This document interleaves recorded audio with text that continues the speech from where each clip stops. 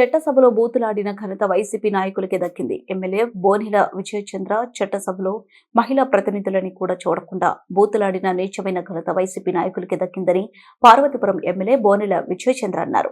సీతానగరం మండలంలోని రామవరం గ్రామంలో బుధవారం అర్హులైన రైతులకు ఆయన చేతుల మీదుగా పట్టాదారు పాస్ పుస్తకాలు పంపిణీ చేశారు.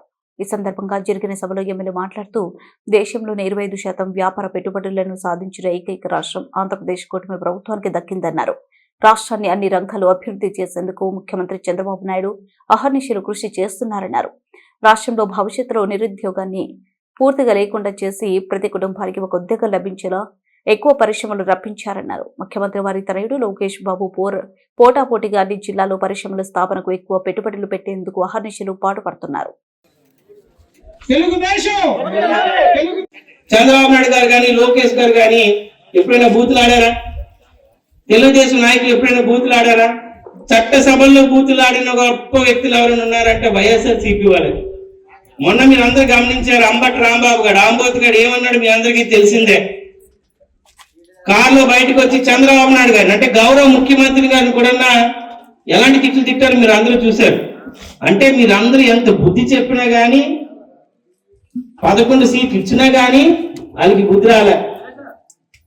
గౌరవ ముఖ్యమంత్రిని వాళ్ళు తిట్టగలిగారు అంటే వాళ్ళ ఆలోచనలు చూడండి.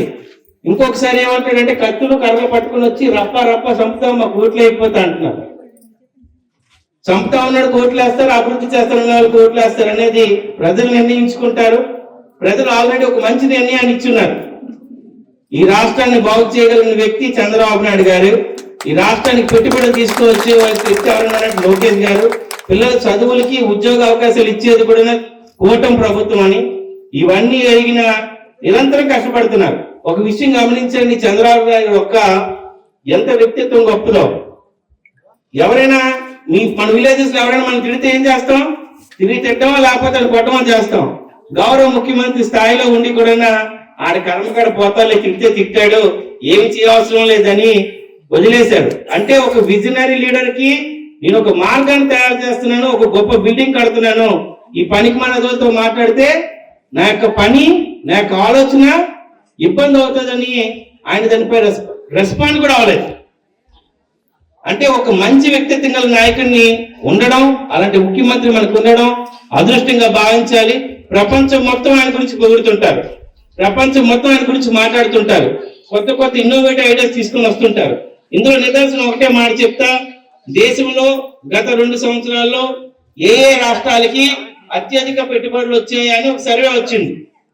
సర్వేలో దాదాపుగా 25% దేశంలోని 25% పెట్టుబడులు తెచ్చుకున్న ఏకైక రాష్ట్రం అది మన రాష్ట్రం, మన ఆంధ్రప్రదేశ్. దీని వెనకాతల ప్రధాన కారణం నిరంతరం కష్టపడే వ్యక్తి చంద్రబాబు నాయుడు గారు, ఆయనకు పోటీ పడి కష్టపడే లోకేష్ గారు.